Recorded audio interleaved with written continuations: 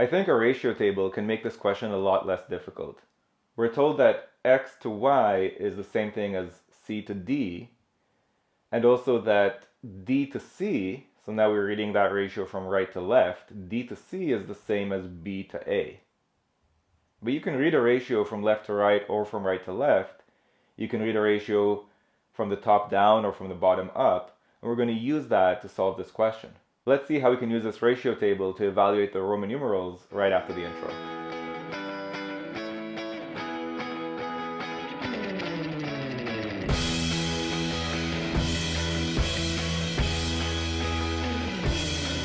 Okay, so for the first one, it must be true that y to x is the same thing as b to a? Yeah, you can just read it from right to left. What about the second one? It must be true that x to a is the same thing as y to b? Yes, we can read the ratio table from the top down. Now finally, it must be true that x to b is the same as y to a? Well, we can't read a ratio table diagonally, and I'm not saying that that's definitely false. I'm just saying that it's not must be true. It may or may not be true, and I can't prove that it's true using my ratio table.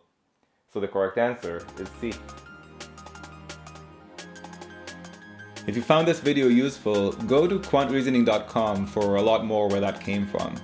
You should also click that like button and let me know in the comments below what you'd like me to make future videos about. And of course, if you haven't yet subscribed, go ahead and do that and click that bell below so you get notified about future videos. See you next time.